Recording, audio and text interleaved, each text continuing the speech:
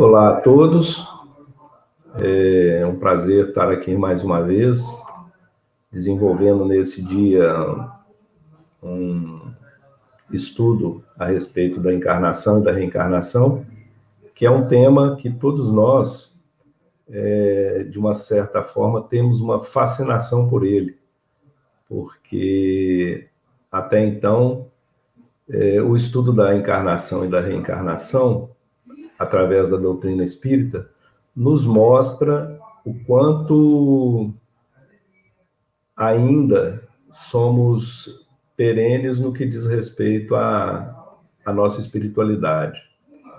É importante que a gente possa ter um pouquinho de atenção, porque vamos tentar ser o mais didático possível, para que a gente possa, com suavidade, entender um tema que desperta atenção em várias pessoas, mesmo aqueles que não fazem parte da nossa doutrina até então. Vamos seguindo, então, para que a gente tenha aí um pouco de entendimento do que seria, através do dicionário da língua portuguesa, a palavra encarnação. E aí quer dizer o seguinte: encarnar quer dizer uma divindade ou um espírito estar temporariamente em um corpo de carne. E aí entendemos a carne como a parte material da doutrina espírita, e a divindade, a alma, ou o espírito, como a parte espiritual da doutrina espírita. A doutrina espírita, embora tenha esse nome, né, ela foi escrita para os espíritos encarnados, e aí, dentro da doutrina espírita, a gente vai estudar, enquanto espíritos encarnados, quais são aqueles objetivos pelos quais nós estamos passando por momentos terrenos, ou seja, enquanto estamos encarnados. Nesse entendimento, a gente percebe o quanto a doutrina espírita ela nos traz a parte espiritual para nós, enquanto somos espíritos encarnados, e o que fazemos aqui na Terra. Então, a gente não quer aqui simplesmente explicar o que seja encarnação, a gente quer trazer o entendimento de forma racional para que nós entendamos o quanto Deus é justo no momento do nosso encarne, ok? Vamos então passar para o próximo slide, para que a gente entenda um pouquinho do que a doutrina espírita ela traz para nós. Vamos pensar aí, primeiramente, na questão da nossa fé, o quanto somos credores em Deus. Se a gente já tem esse entendimento de que Deus existe e de que a gente crê nesse Pai maior, a gente também tem que acreditar na justiça divina. Se a gente acredita na justiça divina e o que Deus nos enviou através do seu Filho, Jesus Cristo, para que ele pudesse deixar aqui para nós um legado e nos ensinar o quanto a gente precisa evoluir, a gente vai entender o seguinte, que se somos filhos de Deus e o Pai é justo e misericordioso, ele concebe a nós, a todos nós, e isso está no Livro dos Espíritos, como espíritos simples e ignorantes. Então, todos nós somos concebidos como espíritos simples e ignorantes. Por que Deus fez isso conosco? Para que todos nós pudéssemos partir de um alinhamento só, ou seja, podemos dizer que a gente estava partindo do zero no momento da nossa encarnação. Então, todos nós vamos ter o mesmo ponto de partida, porque se o Pai é justo, ele vai dar a todos nós o direito de igualdade para que nesse exato momento a gente possa partir para a nossa caminhada espiritual. E é através do amor de Deus que a gente vê o seguinte, que mesmo a gente, todos nós, partindo do mesmo ponto, nós vamos ter, através do nosso livre-arbítrio, o direito de caminhar por nossas próprias estradas. Ou seja, nesse exato momento, Deus está nos dando, através do amor dele, a liberdade para que a gente possa caminhar pela uma estrada única. Tá? Vejamos, então, nesse próximo slide, o que a espiritualidade traz, através de Kardec, no livro Consolador. O Espiritismo veio trazer a imortalidade do espírito ao homem, demonstrando de forma racional e dinâmica. Então, veja bem, o Espiritismo nos traz a imortalidade do espírito, do nosso espírito, de cada um de nós, para que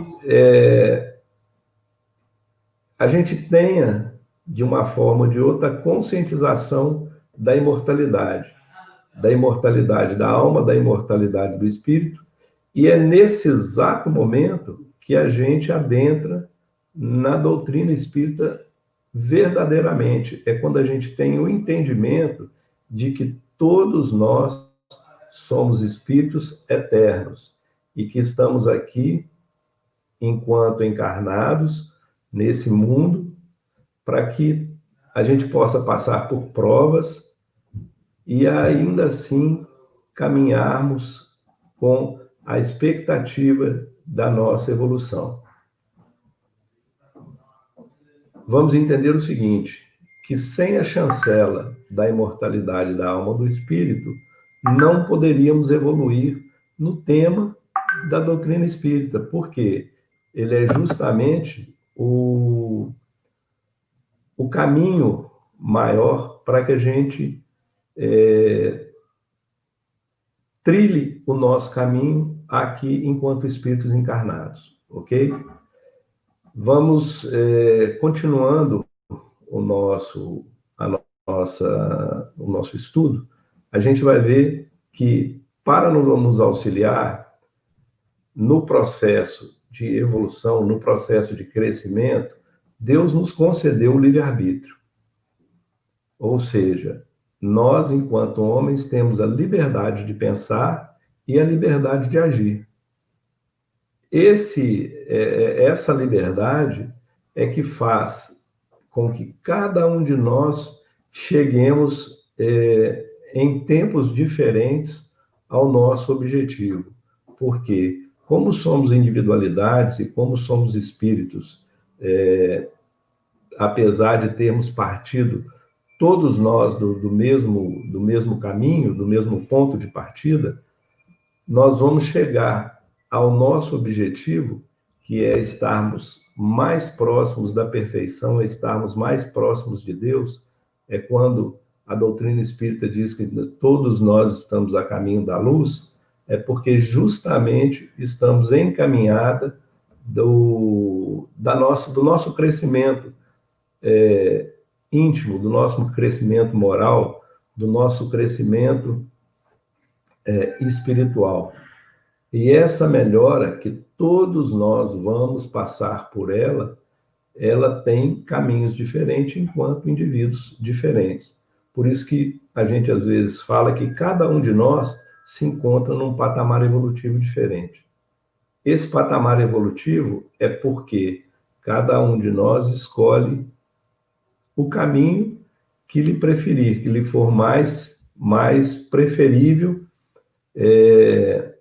porque as nossas escolhas são através da nossa liberdade de pensar e da nossa liberdade de agir. E aí, Kardec continua, através da espiritualidade, no livro Céu e Inferno, ele continua: podemos, então, afirmar que o ser humano é o árbitro do seu destino e que cada um escolhe, independentemente das suas motivações ou justificativas, acionam a lei de causa e efeito em qualquer plano de vida que se situe, ou físico ou espiritual. claramente consubstanciada no planejamento reencarnatório de cada indivíduo. Então, o que acontece, na verdade? Quando a gente passa pelo lado da reencarnação, ou seja, a gente está no plano espiritual e está determinado a reencarnar para que a gente possa passar por novas provas, por novas baterias de testes, a gente faz um projeto reencarnatório e encaminha isso junto com aqueles nossos mentores espirituais que vão nos ajudar nesse processo de reencarnação. Feito isso, a gente reencarna e chega na Terra, trazendo toda a bagagem das nossas vidas passadas, as bagagens boas e as bagagens ruins, aquelas mais pesadas, e que precisam de ser transformadas e que precisam de ser resgatadas através das provas pelos quais a gente precisa passar e foi determinada no momento do nosso planejamento reencarnatório. Só que aqui, quando a gente chega na Terra, as portas largas, elas são bem distribuídas no nosso caminho, né? A nossa dificuldade é justamente porque nas portas largas é onde a gente vai encontrar uma facilidade de passar e é onde a gente geralmente desvirtua dos nossos caminhos que foram planejados nos planos superiores para que a gente pudesse resgatar as nossas provas. Então, se a gente não for muito previdente, se a gente não for muito vigilante, e se a gente não estiver ligado com a espiritualidade superior, logicamente que nossos caminhos vão ser mais tortuosos e vamos chegar com mais dificuldade aos nossos objetivos. Então, a gente tem que estar bem atento que esse planejamento reencarnatório ele tem uma meta, ele tem um objetivo, né? E só depende de nós o cumprimento desses objetivos. Não iremos pensar que existe uma facilidade nisso, porque os convites às coisas terrenas, elas são muito grandes, né? E a gente acaba, de uma forma, sendo artífices da nossa própria dificuldade, porque a gente passa a corromper aqueles objetivos que a gente predeterminou no momento da reencarnação. Vejamos que essas dificuldades, lá na frente, a gente vai passar por mais dificuldades, por quê? Porque a gente não foi previdente no momento de tomarmos algumas atitudes que a gente tenha tomado, algumas palavras que a gente tenha pronunciado, né? Alguns pensamentos que a gente tenha carregado conosco. Então, é interessante que se a gente consegue mudar esse fluxo, ou seja, vamos ser mais previdentes para que no futuro as nossas provas sejam mais suaves. Hoje em dia, a gente tem as provas mais pesadas porque não fomos previdentes lá atrás. E a gente precisa realmente mudar esse fluxo, né? O fluxo tem que ser a gente trabalhar hoje aqui de forma racional para que no futuro a gente possa ter a nossa colheita de forma mais suave.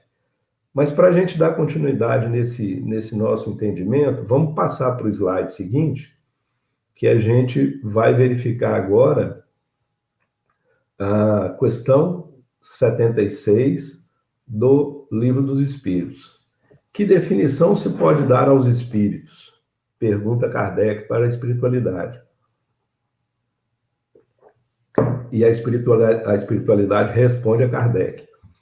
Pode-se dizer que os espíritos são os seres inteligentes da criação. Ou seja, somos seres inteligentes da criação. E quem é o Criador? É Deus, o nosso Pai misericordioso. Então, somos seres inteligentes da criação. A todos nós é concedido a razão e a inteligência. O uso dessa razão e dessa inteligência depende de cada um de nós. Povoa o universo fora do mundo material. Nota, a palavra espírito é empregada aqui para designar as individualidades de seres extracorpóreos. Então, vamos lá. Até então, quando a divindade maior cria o seu filho, ou seja, os seres inteligentes, ele está criando espíritos para que possam povoar o universo, não somente a Terra, mas ele passa a povoar o universo. E aí, continuando na pergunta 78, ainda do Livro dos Espíritos, Kardec pergunta para a espiritualidade: os espíritos tiveram princípio ou existem como Deus de toda a eternidade? Bem, se não tivessem tido princípio, seriam iguais a Deus, quando ao invés são criação sua e se acham submetidos à sua vontade. Deus existe de toda a eternidade, é incontestável. Quanto, porém, ao modo que nos criou e em que momento fez, nada sabemos. Então, ainda não é nos dado esse direito de saber quando é que fomos criados e em que lugar fomos criados, enfim. Somos espíritos eternos. Nós viemos de uma criação divina, ou seja, fomos criados seres inteligentes, né? E fomos colocados para habitar e sermos co-criadores desse universo tão maravilhoso que a espiritualidade maior nos oferece para que a gente possa viver. Então, toda essa sabedoria foi colocada em nós, né? E aí, esse entendimento, quando no Evangelho Jesus fala, vós sois deuses, é porque somos criação de Deus, somos criação da espiritualidade maior. E isso nós precisamos saber e fazer uso de todos os ensinamentos do Cristo que estão concebidos através do Evangelho. Precisamos, sim, trabalhar a nossa moral para que as nossas encarnações futuras sejam mais suaves. Sabemos que estamos passando por um momento de prova e expiação para um momento de regeneração aqui na Terra e nada mais proveitoso de que nessa oportunidade a gente possa também nos transformar para que essa aquisição de valores que estamos tendo a oportunidade de receber agora seja transformada a nosso favor e a favor do universo, pois é nossa intenção e é a intenção de Deus que cheguemos à perfeição, ok? Vamos seguindo, então, através do nosso próximo slide, que é na obra ainda do Livro dos Espíritos, que a gente encontra na pergunta 166, e diz o seguinte: como pode a alma que não alcançou a perfeição durante a vida corpórea acabar de depurar-se? Foi o que eu acabei de dizer agora. Sofrendo a prova de uma nova existência. Então, vamos lá. Vamos pensar de forma didática. Se fôssemos alunos de uma escola, todos nós começamos vamos tirar por base o primeiro ano do ensino básico, todos nós começamos lá no primeiro ano do ensino básico. E de lá partimos. Cada um de nós vai assimilar o ensinamento que a escola vai dar de maneira diferente. E assim é conosco. Se a gente escolhe a opção de prestar atenção na aula, de estudar, de fazer o uso do livro, de fazer os exercícios, a possibilidade da gente conseguir alcançar os nossos objetivos de maneira mais rápida, ela é certa. Por quê? Porque a gente foi aluno dedicado. E assim somos nós com relação aos ensinamentos do Cristo. Se a gente fez o para casa conforme os ensinamentos do Cristo, logicamente que nós vamos ter a facilidade de uma caminhada mais suave e de chegar aos nossos objetivos com mais rapidez. Caso contrário, se a gente foi um aluno que não foi dedicado, nós vamos ter que repetir a série. E é essa a ideia do nosso processo reencarnatório, enquanto não formos bons alunos. Então, vamos lá. Como realiza essa nova existência? Será pela sua transformação como espírito? E aí a espiritualidade responde para nós. Depurando-se, a alma indubitavelmente experimenta uma transformação.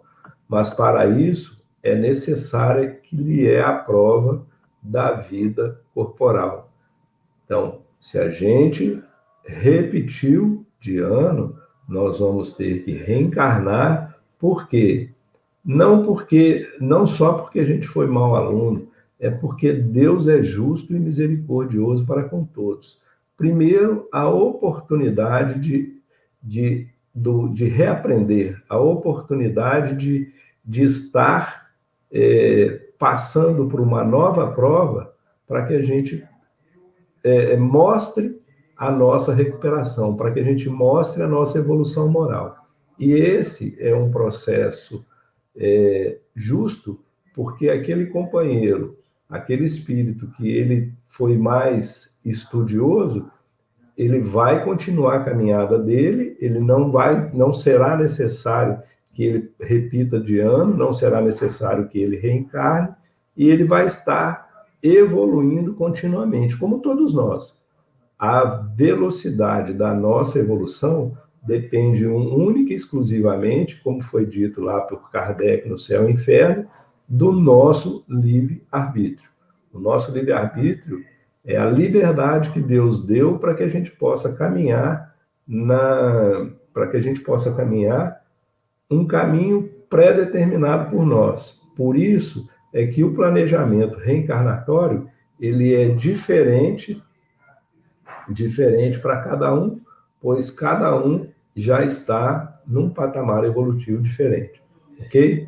Então, vamos passar para a pergunta número 2 do slide da 167. Qual o fim objetivado com a reencarnação? Então, a gente está caminhando e aí nós já estamos no objetivo da reencarnação. Expiação, melhoramento progressivo da humanidade. Sem isso, onde estaria a justiça? Veja bem, pessoal, o objetivo da nossa reencarnação é nossa expiação para que todos aqueles espíritos que estão passando pela prova e expiação, ele consiga chegar melhor daqui a pouco num plano espiritual. Por isso que a Terra, nesse exato momento, ela já está entrando num momento de regeneração, onde aqui só habitarão espíritos regenerados. Aqueles espíritos que não conseguiram passar de ano e estão ainda num processo de prova e expiação, eles vão ser encaminhados para outros planetas que ainda têm uma vibração inferior, para que ele possa passar pela prova e expiação. Mas nós, enquanto encarnados aqui na Terra, o planeta está evoluindo também. Por isso é que aqui habitarão somente, num próximo momento, espíritos que já passaram pela prova e expiação e estão passando agora pelo momento de regeneração. Esse estudo também é um estudo muito bacana, que a gente percebe o quanto, nesse momento, a gente está passando por transformações do espírito. A Terra evolui, mas o espírito precisa evoluir junto com a Terra. São dois momentos diferentes, né? O momento planetário, mas as vibrações daqueles companheiros que aqui habitarão e que estão aqui habitando, ela é necessária que ela continue nesse processo de evolução, ok? Vamos retomar o nosso slide, só para a gente continuar aqui. Na pergunta 171, onde fala da justiça da reencarnação, Kardec pergunta: em que se funda o dogma da reencarnação? E aí a gente vai repensar lá logo num dos nossos primeiros slides, quando a gente falou da justiça de Deus. Na justiça de Deus e na revelação, pois incessantemente repetimos: o bom pai deixa sempre aberta a seus filhos uma porta para o arrependimento. Então, se a gente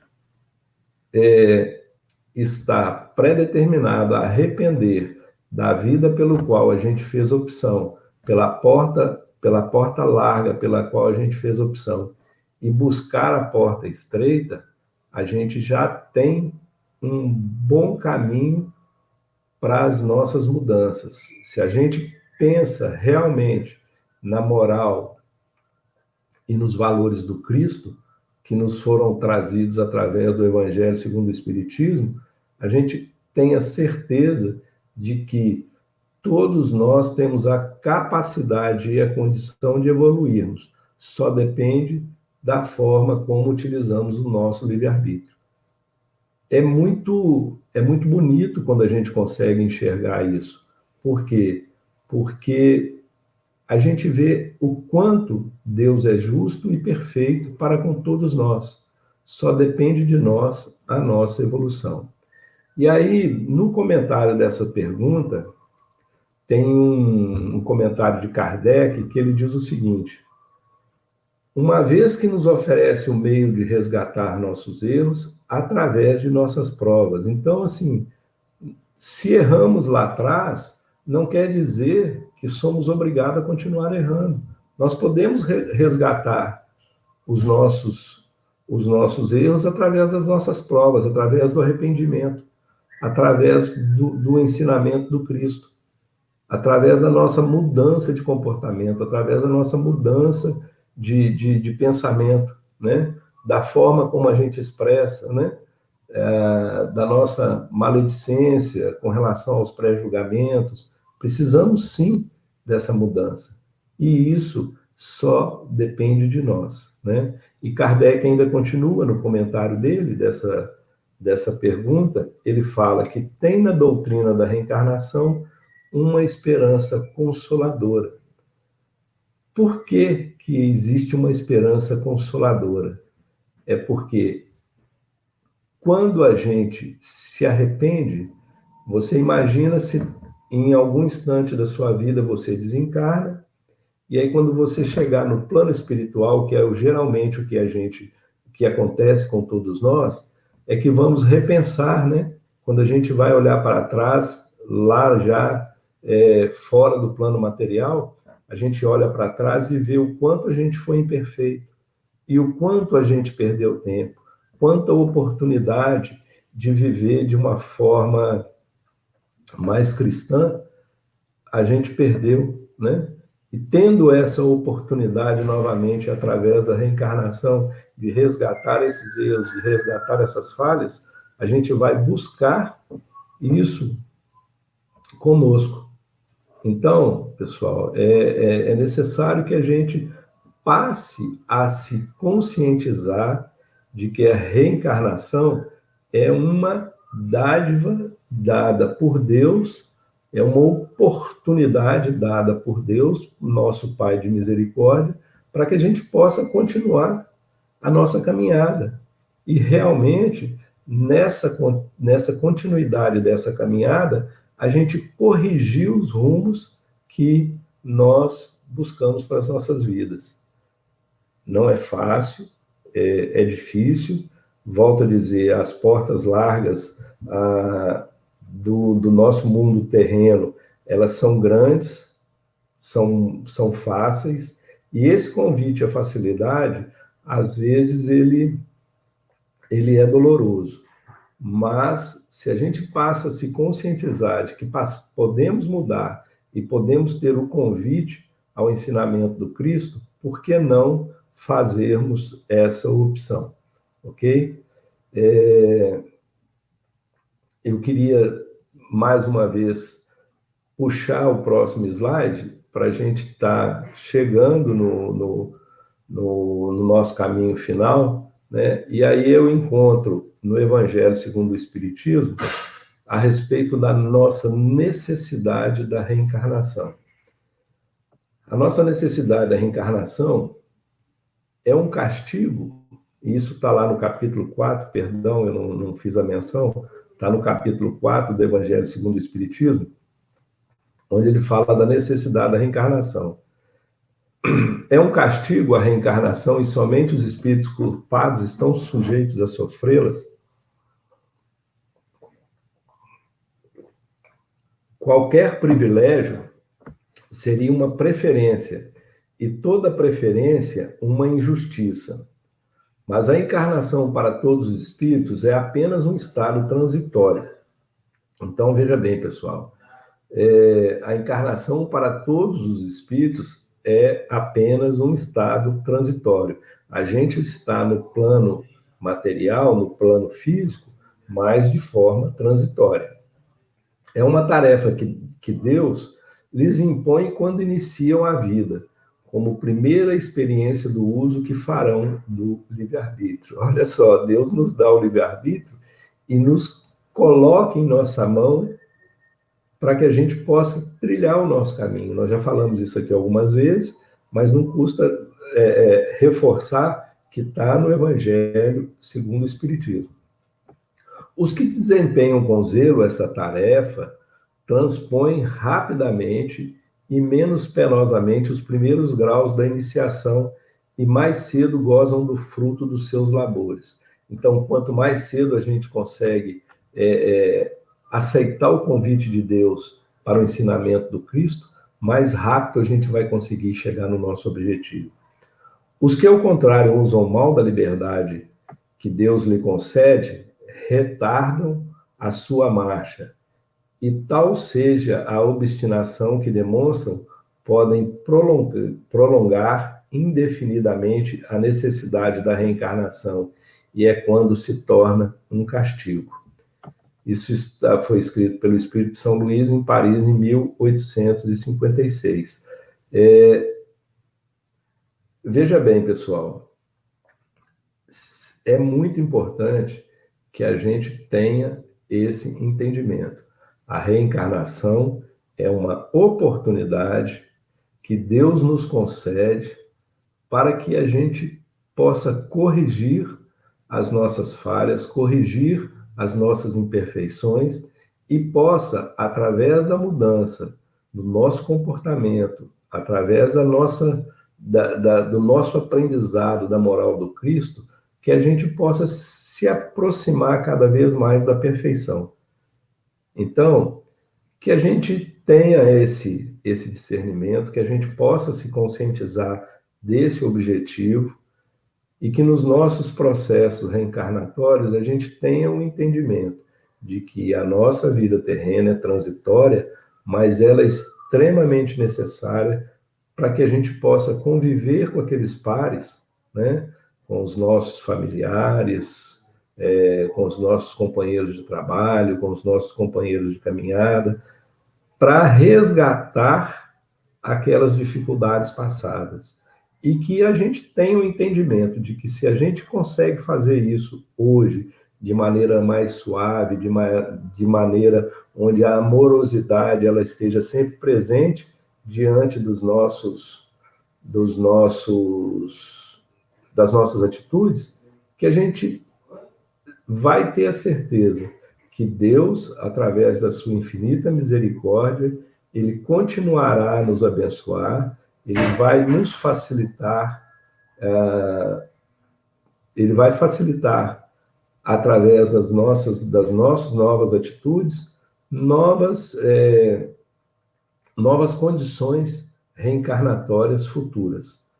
É isso que seria importante, que a gente tenha essa conscientização de que só depende de nós a nossa caminhada através do livre-arbítrio, e que os processos reencarnatórios serão mais suaves a partir do momento que a gente introspectar os ensinamentos do Cristo e estarmos mais amorosos, estarmos mais predispostos ao amor, à caridade, à colaboração, para que a gente consiga fazer da nossa vida uma vida dedicada a essa condição que Deus nos deu para esse universo maravilhoso com o qual a gente habita. Eu queria agradecer a oportunidade, mais uma vez, de estar aqui com vocês, agradecer a espiritualidade por estar nos intuindo e nos iluminando para cada vez mais trazer um estudo que possa colaborar com o nosso crescimento e com a nossa evolução. Ok? Muito obrigado e até logo.